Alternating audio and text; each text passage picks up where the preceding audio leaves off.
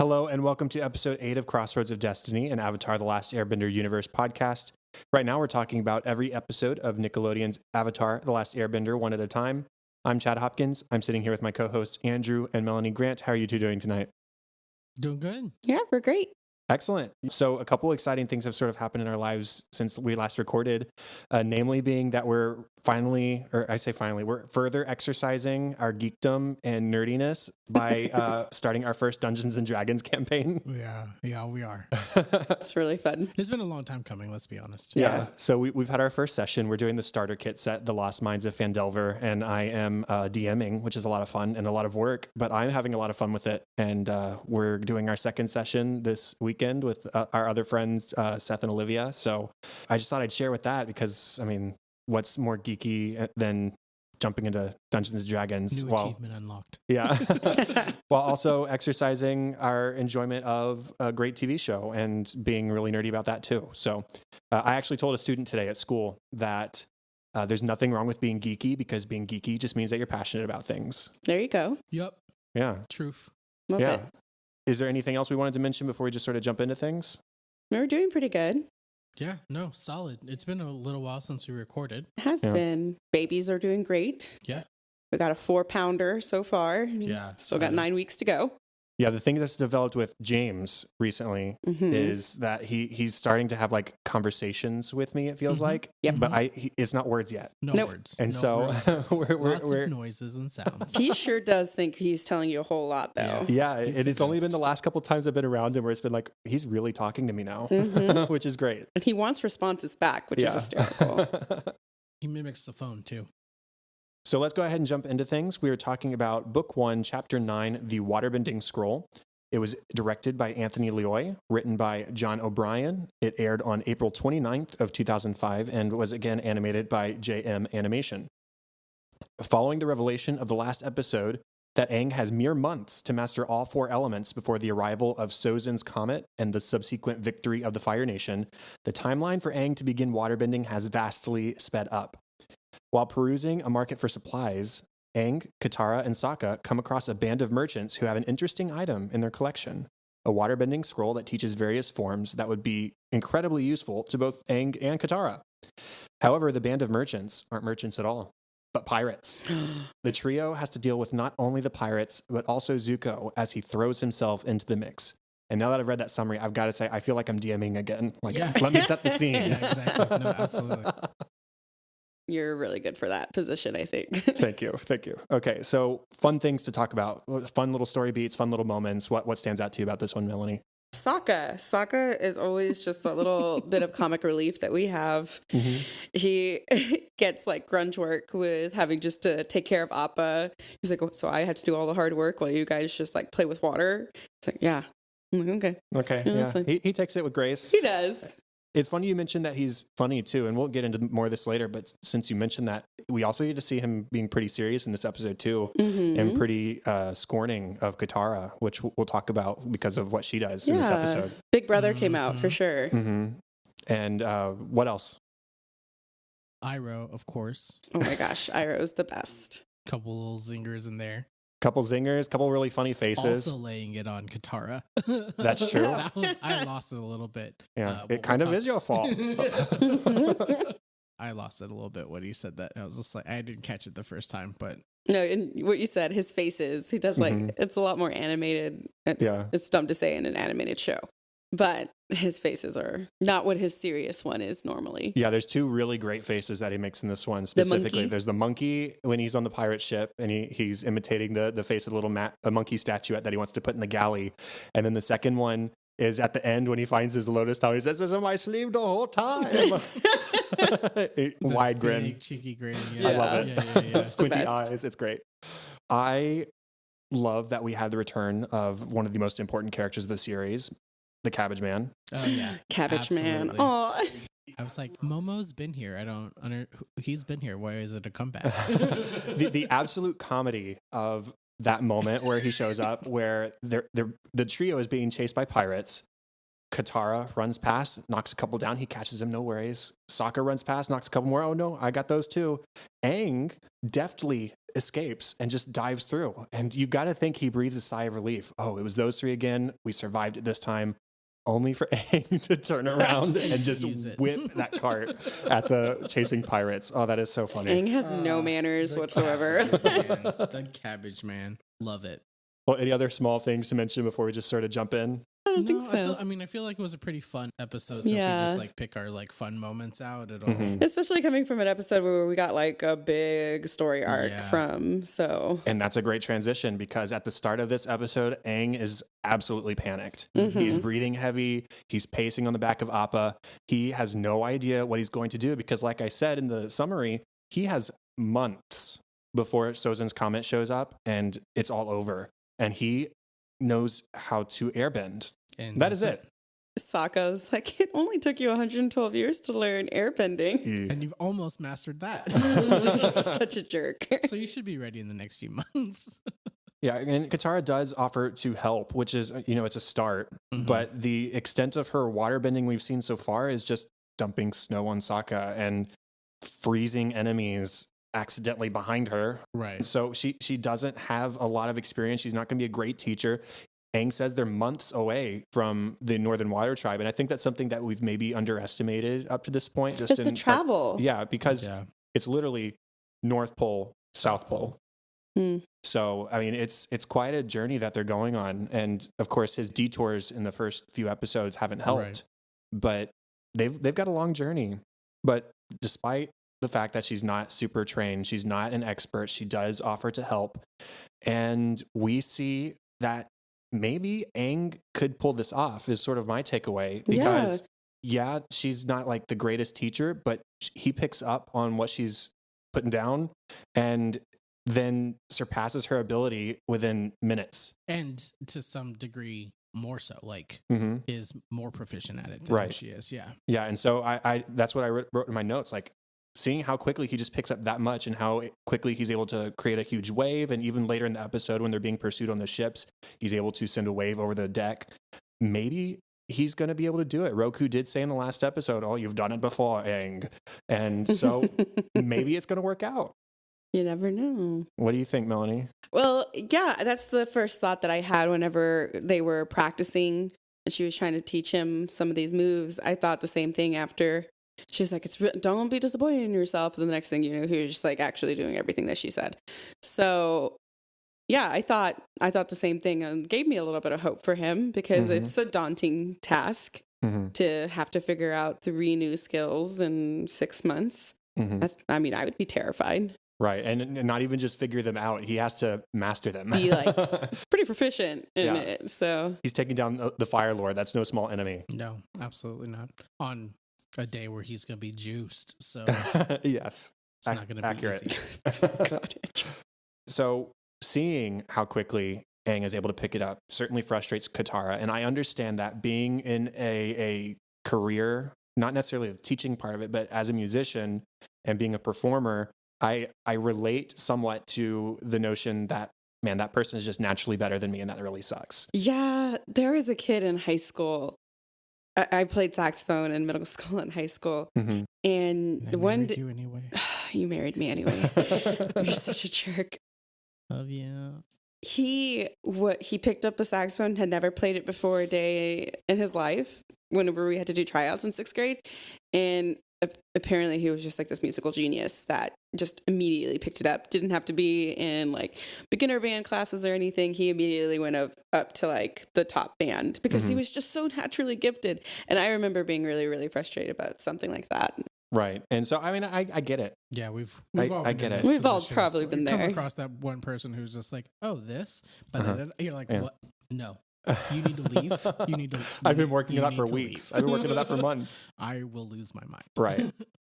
So she does explode at Aang that one time, which is really heartbreaking because he's 12. I mean, she's 13, 14. It's not a huge age difference. It's not like she's an adult talking down to a kid like this, but still, that hurts, especially considering that they're friends. And even beyond that, they talked about in the 3rd episode at the Airbending Temple, we're family. We're your family now. And to have somebody of your family yell at you like that for you just being good at something, for you doing what you are destined to do, I feel for Aang. Well, yeah, he was bummed, and his little face, and she realized it fairly quickly she did. too. We can come back to that just because these multiple storylines sort of intersect. At the same time that this is happening in their training, Zuko is training on the deck of the ship and all of a sudden veers off course. He's knocked into the side and he's like, what is the meaning of this?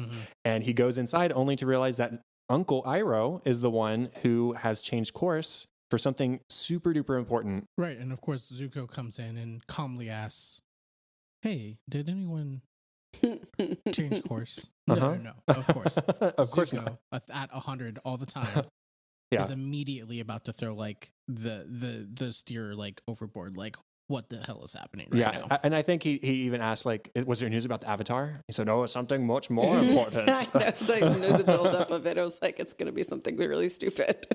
Now, at that point, what I wondered was, why did Zuko sort of give in? I mean, that's what I was thinking too. Uncle Iroh is technically a member of the royal family too. Yes, he's the, quote, adult of the situation. But Zuko, banished or not, is still the prince of the Fire Nation.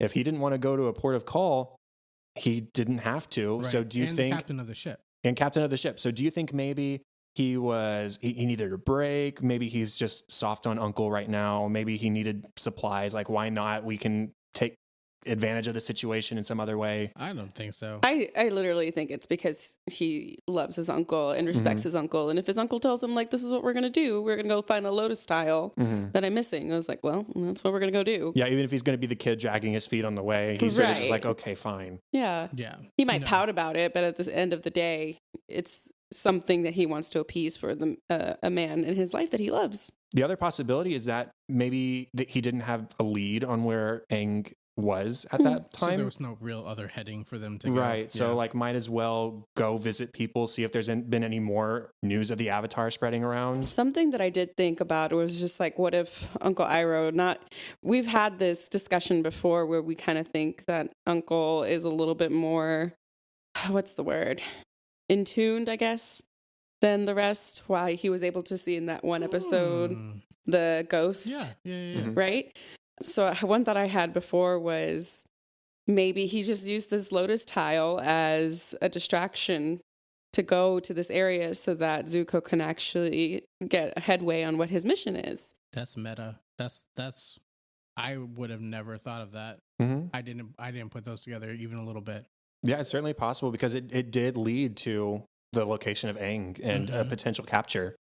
So a little bit. He did capture him again. For the third time. Yeah. I mean, but it also seems to be the case that they just happen to be led very nearby. And then here's the this Avatar. tile. How did I not know it was in my sleeve? Right. Like, come on now. Yeah. Come on now. Well, the other... Good call. Yeah, I like it. that. So the other thing that sort of happens in this episode is Katara... They, like I mentioned earlier, they come across a waterbending scroll on this pirate ship, and Katara steals it. I know, that kind of broke my heart a little bit. You were on her. They left the boat, and Melanie was just like, Katara stole it. And I was just like, no. Because Katara was doing the whole, I don't feel right about this place. Come on, we need to get away from these people. Which is a super Katara line. Like, I would have never thought twice about it. And you were just immediately like, she has it. She has the scroll. She took it. And I was just like, no. What? Yeah. Angie and I, again, off to the side, just sort of trying to straight face it. I know. And both of you, I looked at y'all and you're like, nope, I'm just going to stare straight at the TV. So frustrating. It's on the TV. Okay. So this is a kid's show. Yep.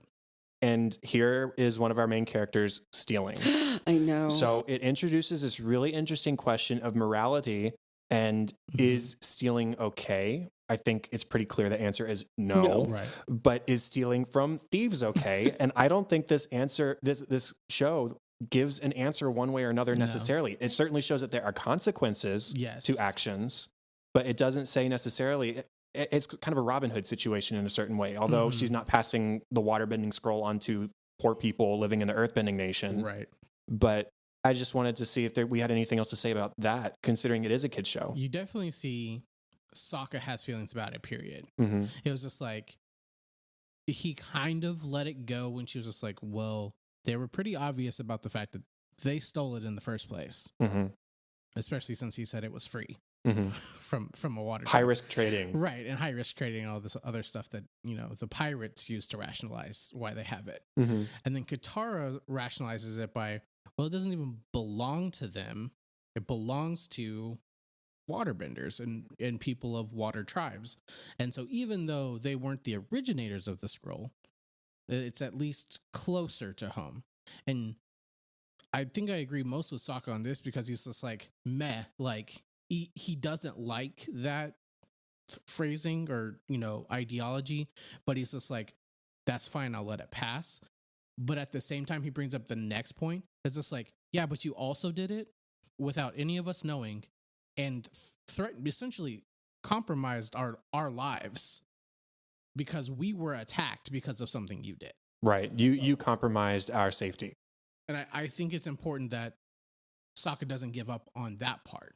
And you actually, that's what we were alluding to earlier, is that Big Brother does come out a little bit in the sense of, what were you thinking? Like, you, at the very least, should have let us know what was going on, so we weren't just like being attacked. Right.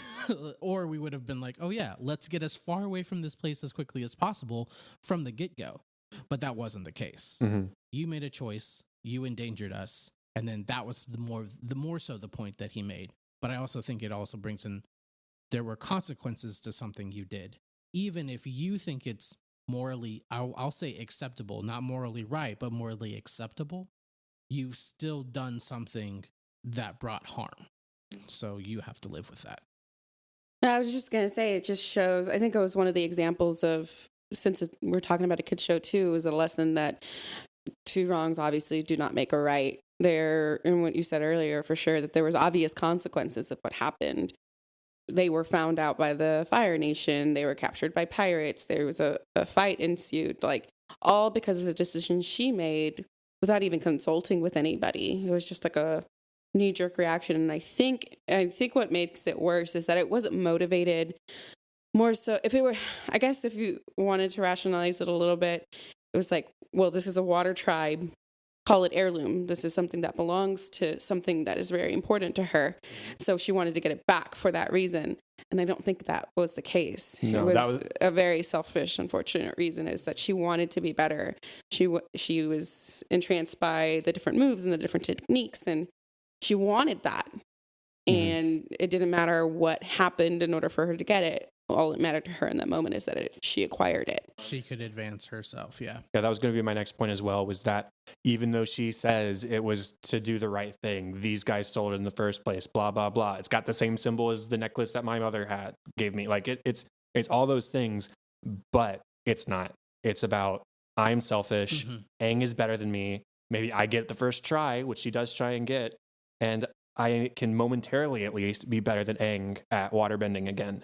And that goes south. I think we already talked about sort of like what happens with her. Did you have something to say, Andrew? Well, yeah, just because I'm not done, because Katara was a lot this episode. But I think it would have been even better if she had taken the stance of like, y'all think we got time to mess around? Y'all think like we came across a water scroll? Aang needs to learn. If we had come across firebending scrolls or earthbending scrolls or however else we're supposed to learn these other elements, he's got like a couple months to learn every single element. And you're just going to sit here because we can't afford it from people who stole it in the first place? I would have agreed with that more. But that wasn't even the case. It was just like, remember End of World? We're training the only person who can save us. Remember that part? No, I just want the waterbending scroll for myself. Oh, like she didn't even mention that part. I would have agreed with her more if it was been like, we're kind of at all stakes right now. Like it has to be done. The ends justify means kind of argument, but even then, still not okay. But at the same time, that wasn't even her argument, and I was just like, oh no, it just wasn't. I feel like I would have agreed with her if she was just like, listen, we don't have enough time to train him. We need help. We need as many things that we can possibly put our hands on. She did mention it briefly, but it was a pretty shallow, like, yeah, I'm just saying this because reasons. Because also this. Yeah. Okay. is a great lesson that comes out of this interaction between Katara and Aang. And the lesson is that very rarely are you the best at something, at least as far as like natural talent goes. You can't let others' successes get you down on yourself. You just sort of have to keep on working to improve yourself and just don't take your frustrations out on others. And that's the main thing, because if you're trying to make other people feel lesser than just because they're naturally gifted at something, that's not going to nurture their ability to continue to do that thing or to continue to get better at that thing at all.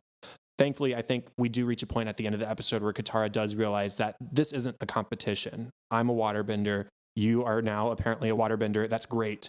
But we are not competing with each other. We can both work together to continue to get better, to continue to learn, and to continue to accomplish tasks together, which is how they end up escaping in the first place. They're able to sort of raise the tide a little bit to get the pirate ship out to the water, and they're able to escape, and then they're able to stop the ship from going over the waterfall by waterbending. And which all of that was so cool. Very cool. I like the whirlpool action that we got going on. And then after they work together and they do escape on the ship, Katara finally like summons up the courage to try, and the focus, like, okay, now or never.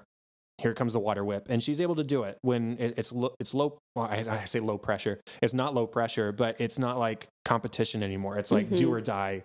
I got to do this. And so she is able to take away from the waterbending scroll, but it's only when she's able to let go of this sort of selfish intent. Yeah, I agree, and I would have to also reiterate that has to do with the fact that bending is very tied to your emotion and emotional state. Mm-hmm.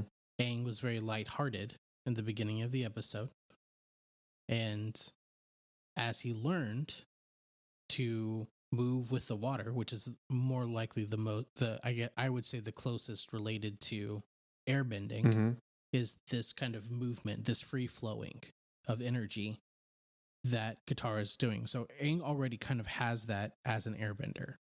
And then the more frustrated she gets, the worse her bending becomes, because she becomes too rigid. She becomes so focused on doing it perfect, on being the best, on improving herself, that she's no longer flowing with that energy. She's losing that kind of part of herself because of how focused she becomes, how angry she becomes. And those are the opposing forces of water, to be rigid, unmoving, and fearsome, things like that. So I just found it like very telling that the more she fought her own natural state of just doing things, the worse she got. And then when she was finally able to push that aside and just do what she felt was right, then she was able to accomplish what she needed to do.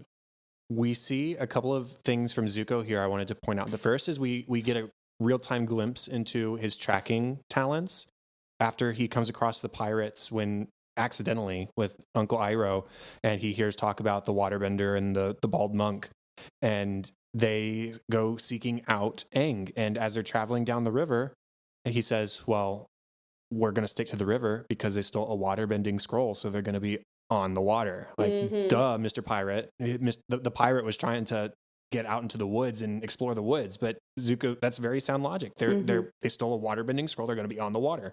Duh. And so we can assume that he's made logical conclusions like that along the way, which is how he's so close on their tail every episode. But then there was one specific Zuko moment in this episode that I think garners some interesting discussion. He makes a personal appeal to Katara when he captures her after they find her off the river. Yeah. It's a personal appeal. He says, please understand where I'm coming from. If I get the Avatar, I will restore something that I lost, my honor. Yeah, I thought that was really interesting. Yeah, what motivation does a villain... Again, we've had some mild discussions. We've had some mild discussions about how villainous Zuko actually is, but he's clearly the antagonist in any case. How much of an antagonist is he if he's just going to be like, listen, help me out.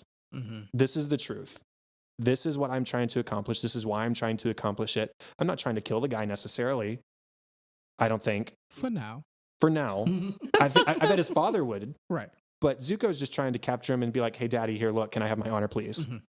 I thought the same thing. I thought it was really interesting because he's always being shown as this anger-driven, almost somewhat bratty little guy who's like has one mission is to get this guy, get the Avatar. And then all of a sudden you see this like almost compassionate plea, like you said. And it was a kind of a completely different angle on him that I didn't expect to see this early on into the series. And he's not begging her. He's not saying, please, Katara, it's please. just still like... Yeah, I guess it's not begging. It's not pleading. No, it's very like war games. It's Yeah. calculated. And it's giving information. It's like, this is the way it is. This is why. I'm not the bad guy. I am trying to restore something that I lost. Mhm. That is it. It's just revealing. I guess it's also like showing a different side of him that I didn't expect to see. Like I was saying so early in all of this. But You made a point earlier about Zuko and the pirates and how he's tracking them. Mm-hmm. And I wanted to kind of play with an idea real quick that Zuko thought like a young kid and the pirate thought like a thief. Because as a pirate, they steal, they leave, or they hide. Mm-hmm. So he's looking for someone who has stolen something. So therefore is anticipating them keeping a low profile and hiding. Right. Zuko's like, no, they just got a new toy. That's true. They're going to go play with it. Yeah. So That's a good point. let's go find them near the water. Because if they were being a little bit more mature, they would have A, relocated before they started playing with the waterbending scroll, Mm-hmm. or B, not done anything with it for a little while until they knew that they were completely like they were gone for all of 5 minutes without the pirates on their tail, and they're like, oh, okay, now we'll just waterbend for the rest of the day. Right. Like, they didn't get very far. right? It's just like y'all just got away and realize that y'all had the scroll to yourselves, and y'all like immediately start using it. So I think it's one of those is like he thinks on their level, and I think that's why he makes a good tracker for the Avatar. Yeah, maybe he wouldn't be as successful tracking something else, like some sort of adult or other, like an earthbender chief, for example. Maybe he wouldn't have the perspective needed to track that person down. Whereas kids, I mean, he's not too far off from being a kid himself. Yeah. So I did love this scene because it did kind of go more so to the fact that Zuko isn't a bad guy. It gave more proof that he isn't, like you said, he's showing as our antagonist. But I think there's going to be a turning point for him soon. I feel it. Okay. I feel that it's coming. And that leads into one more thing that Zuko says in this episode. He condemns Katara for stealing the waterbending scroll. He reveals that he has the necklace at this point, which he got at the end of Imprisoned after Katara accidentally left it behind on the ship. And she says, where did you get that? And he says, I didn't steal it, if that's what you're asking. Says the man who's trying to kidnap a little boy. Like, yes, but he would never steal like Katara did. Exactly. And so I thought, wow, he's condemning her. Everybody for is dogging on Katara. I mean, well founded.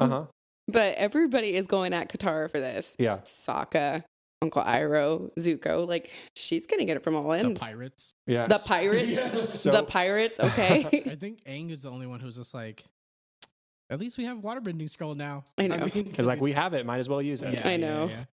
Opportunist. I'm sorry, I still can't get over Iroh when Katara's just like, it's not like it's my fault. He goes, actually, it is. So we get the big fight scene. We see more of Sokka's strategy where he reveals that Aang is the avatar to the pirates to get the pirates and Zuko to fight with each other. And then that gives them the opportunity to escape. So more of Sokka's strategizing talents. Look at him doing things. There's the moment where Aang clears the smoke to see where Sokka is. That and he's was like, wait really a second, funny. never mind. Let's bring all this back. Nope, not okay with that. Yep. Never mind, I'll just come to you.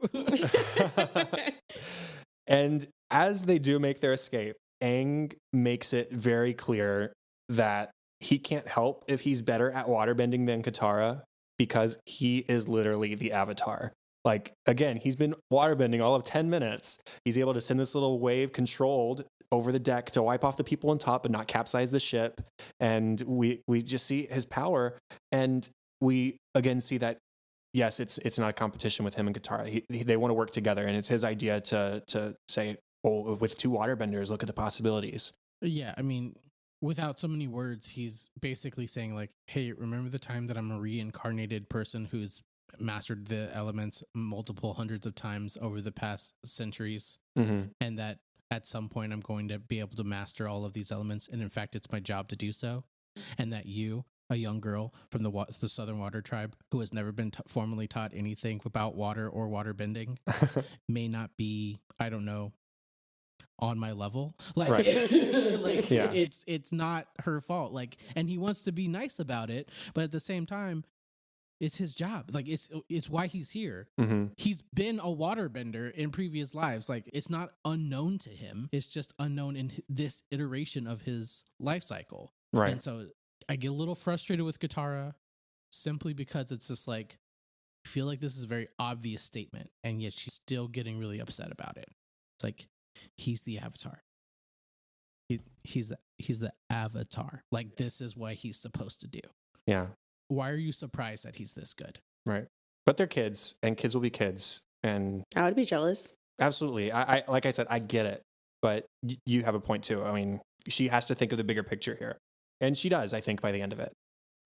The last thing, I don't even have like anything major to talk about anymore, but I did want to, I laughed at the moment when, as Aang and Katara and Sokka are escaping on the ship, Uncle Iroh stops Zuko and the head pirate fighting each other, and he says, "Are you so busy fighting you cannot see your own ship has set sail?" And Zuko's like, "This is no time for your proverbs, Uncle." He's like, maybe that should be a proverb. Yeah, no. Now, interesting question discussion.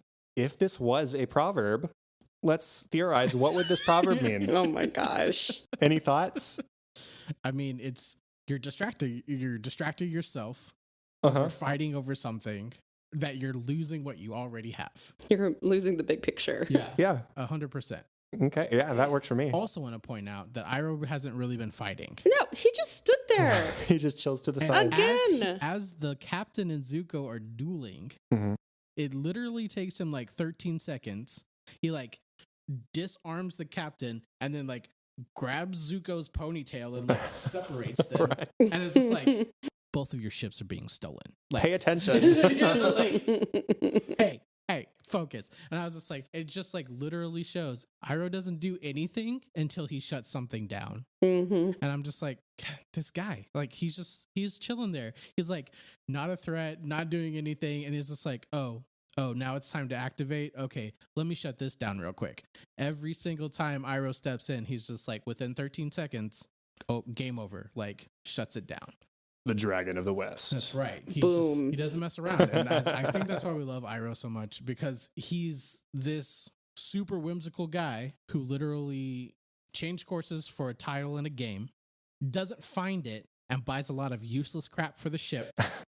He got that Sungi Say horn, what though. you want to say about that. Because Iroh already knew my wife's favorite Target saying. Oh, you know, I literally wrote this down. I said, Uncle sums up Target. Yes.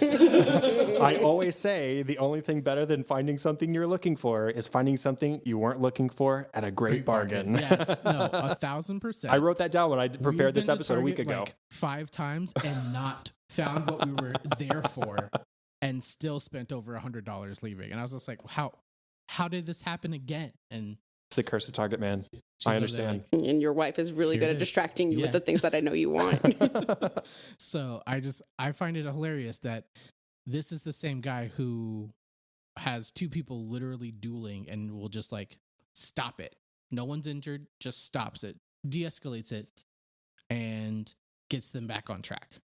Couple final moments to mention. There's I love the setup and payoff of the bison whistle. Aang picks it up for 2 copper pieces in the market, and it's useless.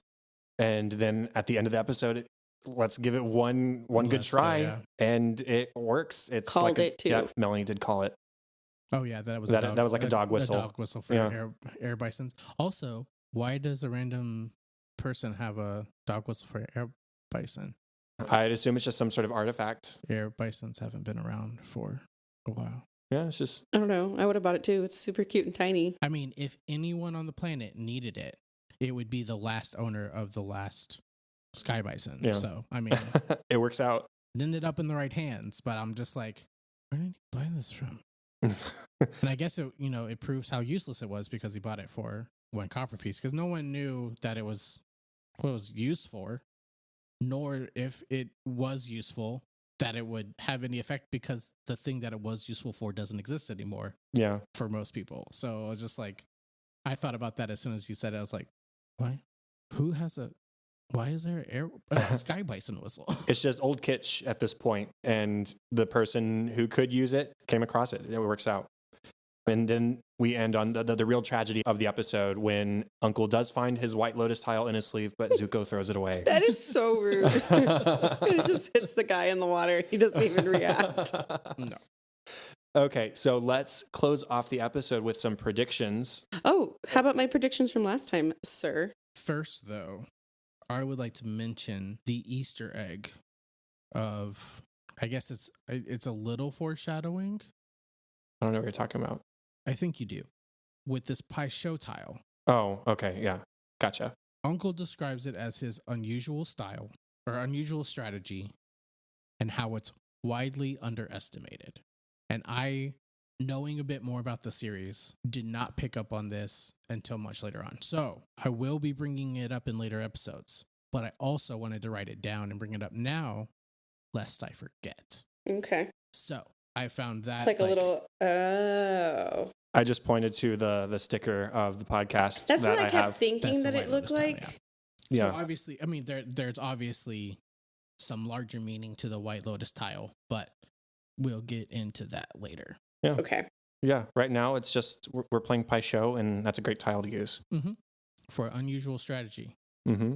You did this last time with the So that's solstice thing. And underestimated. yeah, babe, you did this last time with the solstice thing and it didn't work. Yeah, no, also because I was wrong, but that's beside the point. I talked to Chad about it later. So it's like, I was thinking of something completely different. Sorry about that. Okay, so let's revisit Melanie's predictions about this episode and how she did. Okay, so let me see if I can read my own terrible handwriting. Finally start waterbending. Check. Possibly find and decipher. I think we were thinking that it might have been some kind of coded scroll. I don't know. I thought it would be in maybe a different language. Oh. Yeah, I think that was the thought process. Okay. Well, technically, yes. I mean, they're forms, which is learning of a new martial art, essentially. Yeah, like one stance at a time, Right. Learning to flow through. Which isn't necessarily the same amongst all benders. So, although not language, but it does need to be decoded or practiced in some way. So, I like it. We'll go with yes. Zuko regroup with Iroh. A check. Mm-hmm. And we'll track the trio again. Also true. Aang will disclose newfound timeline, and that is regarding the fact that he now has to master, because obviously he found that out in the Avatar state with Roku, and so we were like, is he going to tell Katara and Sokka that is what he has to do? Right, because at the end of Winter Solstice Part 2, Avatar Roku, they sort of wordlessly flew away into the moon, Right. with Sokka and Katara just comforting a really, really depressed Aang. Mm-hmm. Mm-hmm. And so Freaking out. they're part of the story now. They understand. Mm-hmm. And as we open, he's already freaking out about it. Mm-hmm. Hashtag when he was having a panic attack before we knew what panic attacks were. Yeah, you could probably imagine the way he's having this panic attack at the start of this episode. It's probably like the next morning. Like they've been flying all night. He hasn't slept. He's exhausted. What am I going to do? Calm down. Let's go find a puddle and play in it. Which is why Sokka was just like, you need to chill, bro. Like, Yeah. I was down. I was initially kind of upset with the way Sokka handled that situation. Well, it only took 112 years to master airbending, so but he's really just trying to alleviate the tension of what's probably a really stressful situation. And I can understand the humor side of it, even though I think it might not have completely worked out the way he intended it. True. But that's also Yeah. Sokka's character. So like not just being comic relief, but doing something that doesn't always work out. So both. Yeah. Both. Okay. So I was about to call you Katara. You're even wearing blue tonight. I am. So, okay. You're going to have to be really creative with your predictions for the next episode, which is because titled. it's titled Jet. The hell? I expected that reaction. That's it. It is called Jet. Man, So, I don't know. what do you think Jet is, or was, or where, or Can like be object, item, person. Maybe place or it's thing. another Avatar, past Avatar. Avatar Jet? That'd be a cool name. That would be cool. Roku's a cool name. Jet. Previous Avatar. Okay, so I mean that's probably Because Oh. I'm sorry, I was sorry. No, that's okay. Go for because Roku said that he could possibly get information from past avatars as well, didn't he? So maybe this is another avatar that we're meeting to help him learn a little bit more about waterbending. Mm-hmm. Okay, and I'm not trying to refute this necessarily, but just keep in mind that the last episode was titled Avatar Roku, and this one is just called Jet. So it's a possibility. Oh, I could be We don't completely have that wrong. information because Jet is a new name for us, so they could just be waiting to drop that information. Ooh, But or I just wanted they you might to think find about that. They might find a new companion. Possibly. Okay. Or a new companion. Now that's not a whole lot that we can take away from just the word Jet. Is there anything nope. just like what happened in this episode where you think we might be going next? No, not from this episode on what we're going to go next, but I did have a thought of like, okay, so Katara is helping him with water bending. Maybe we'll see Booney again, that he can help him with earth bending, as he is the most powerful earthbender. And then he already knows airbending very well. How the heck is he going to learn firebending? It's a good question. So that's why I was thinking the redeeming factor for Zuko is that he'll finally kind of break away from this thought of having to do this mission of honor to restore his honor with his father and actually help defeat his father. Okay. I want you to consider one more thing, and then we can finish up. This is book 1, the first season. Each season is called a book, and book 1 is called Water. Oh, so we're going to stick with water. So I just wanted you to JK, consider. JK. I didn't want you to go too. So although great predictions, Yeah. they are just very ahead of their time. Well, I was just thinking about it earlier. Yeah. Right. You should always be thinking about Avatar. That is. Well, apparently my Nice Facebook to really be. wants me to always be thinking about Avatar because my secret FBI agent who just hacks into my phone has been showing me all of the Avatar things on Yeah. my phone. My Facebook feed and my TikTok feed are full of secret tunnels. Yeah, Avatar was something that showed up for me pretty frequently, but right now it's a lot of D&D. So Yeah, Mhm. no, that pops up for me a little bit Yeah. too. Yeah, and it's really hard, guys. I've been very good. I have I not know. clicked on any of I it, know. even on my Excellent. BuzzFeed things. I try not to listen to it near you as well because there's a couple of like TikTokers who are just like, this is what would happen if this and this and this, and so they're like bringing up a whole bunch of characters, and they're even doing some stuff with Legend of Korra, and so I'm just like, should I know this or do I not know this yet? Or...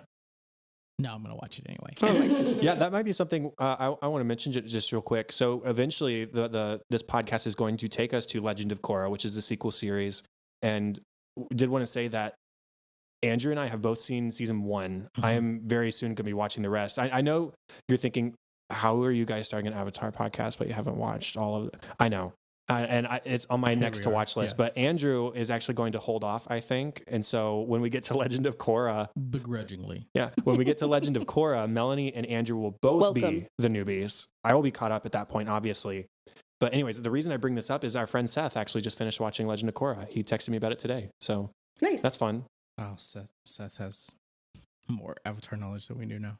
apparently. but It's not right.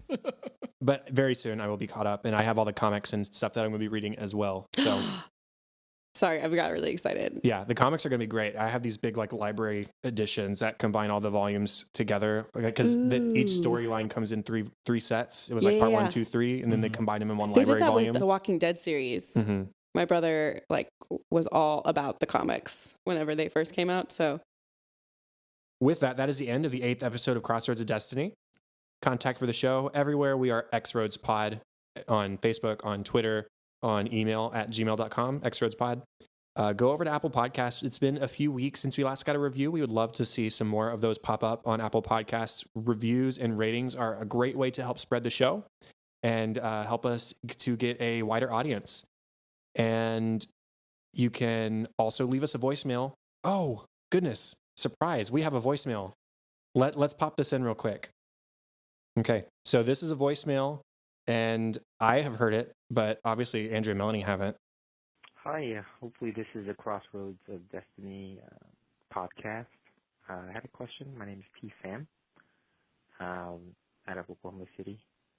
Wondering, what do you think it would take for Avatar: The Last Airbender to be on the status of a Harry Potter or a Star Wars, meaning an amusement park or a place that you could visit that's centered around them? What would it take? Would it take a feature-length film that is received and international? Thank you. Okay, so I'm going to apologize. I can't really fully understand what your name is, but Google does say in its transcript that your name is Sam from Oklahoma City. So please correct us. Send us like a tweet or something with clarification so we can properly thank you with your proper name. But in any case, this is a really interesting question that I've thought a little bit about. So I'd like to hear your sort of just spur of the moment thoughts before I give my thoughts. I think it's a possibility for sure. Isn't there like a Nickelodeon something theme park once upon a time? In California? There is a Nickelodeon studio, and I Maybe think that's what I'm thinking. they have ties with Universal, or at least they have in the past. Yeah. So I don't think it's out of the reach to be on the level of Harry Potter, though. Or Star Wars. Or Star Wars. Did you say Star Wars? Yeah, I'm so he said sorry. both. And honestly, there would be some discussion on if those are even on the same level, mainly because absolutely. Well, I'm talking in terms of like, I mean, Star Wars has been around for so long that you have a vast population of, people who are like our father's ages who grew up with Star Wars. Mm-hmm. And then you have people our age who also grew up with Star Wars. And then people who are growing up right now with Star Wars. And in fact, we're one of the first generations that grew up with Harry Potter.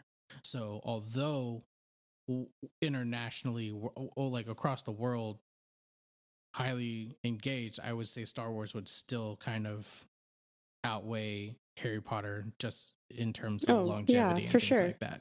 Yeah. I think with the case of it having its own theme park, though, it obviously didn't do well from its first feature film. No. And Andrew and I had a discussion a couple episodes ago that we recorded separately, but we talked about the upcoming live action Netflix series and how the creators have left that and how that's really what failed the movie and what might, but hopefully won't fail the Netflix show. Yeah.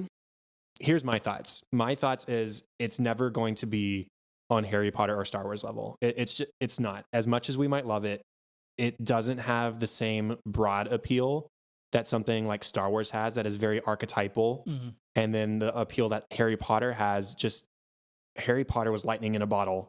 And it struck at a very particular moment in time as we were sort of entering the dawn of social media. And it was like the first like online fandom in a lot of ways. Mm-hmm. And so Harry Potter, while very good, we're all Harry Potter fans.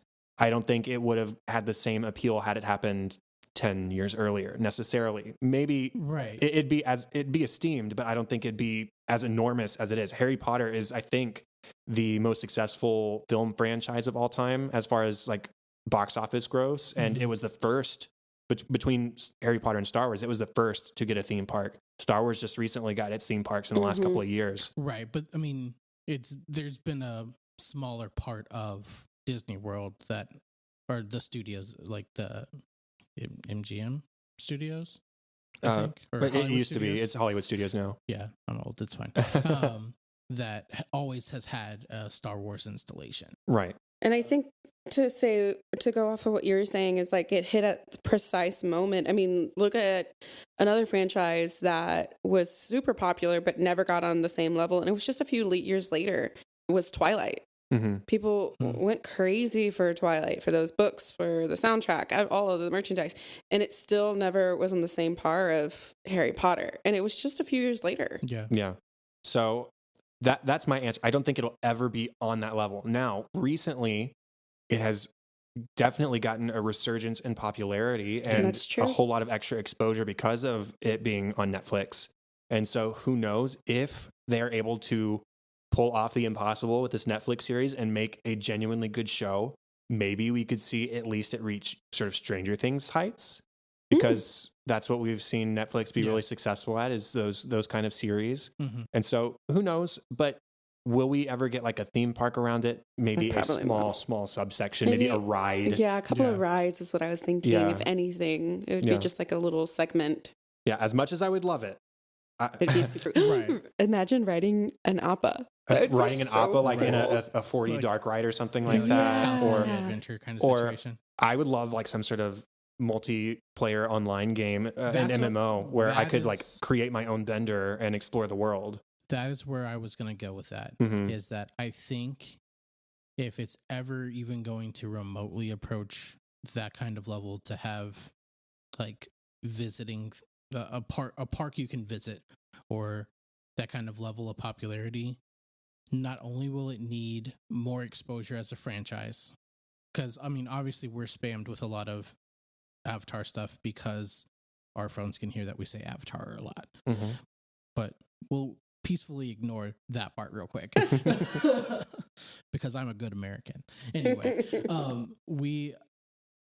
I would have to say the next big step would be a masterfully done VR game where you can literally put on gear of some kind and within the context of a video game, be a fire, water, air, or earth bender.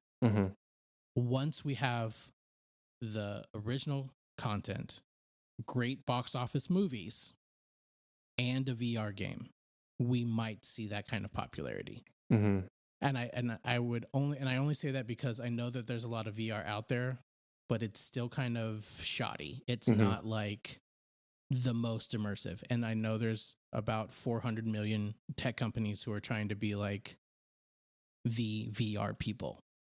However, we're still not quite there. And I think that if we can get a game where you can literally pretend to be a bender of some kind, then once that popularity is around as well, because we all know that the online communities usually do drive a lot of this kind of feeding what is worth the time of other companies to physically do or build something or make something.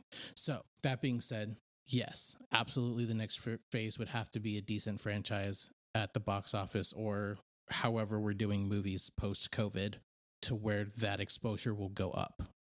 I'll offer one more thought and then we can truly close off. My only other thought is, now that everybody is being exposed to The Last Airbender and Legend of Korra on Netflix, what if the creators were to create another sequel show or another spin-off show?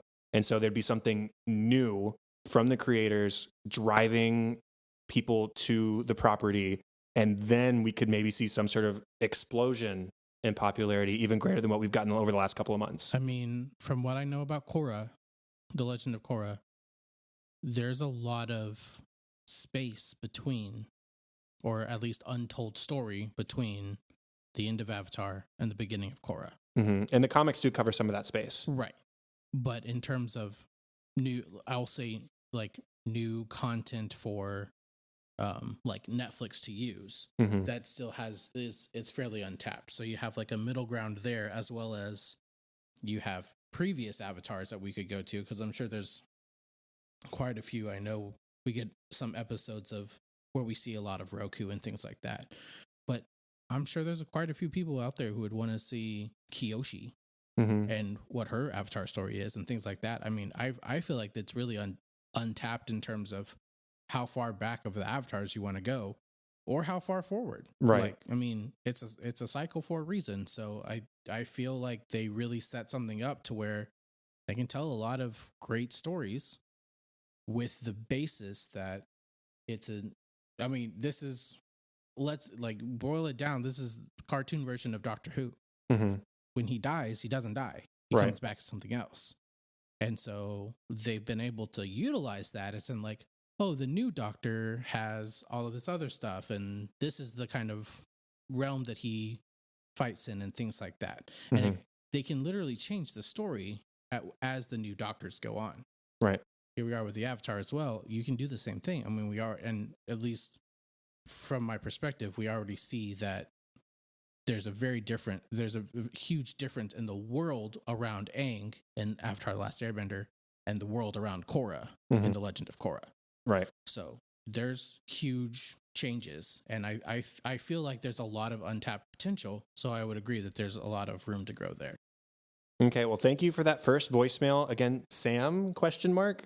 So let us know somewhere on social media or email or wherever so we can properly thank you with your name, because I don't think it's Sam. That's just what Google tells us. So if you would like to leave a voicemail like Sam and to give us more like 15-minute discussions at the end of our episode in the future, you can call 3145-YIP-YIP. That is 314-594-7947. If you keep it under a minute, that way we can go even longer. Apparently.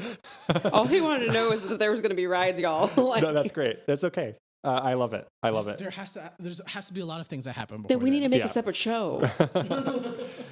Okay. Well, Melanie, where can people find you online? It's Melanie Amanda 44, and that would be on Instagram. Okay. And Andrew, LOL social media, but he's watching the Twitter account. Yeah.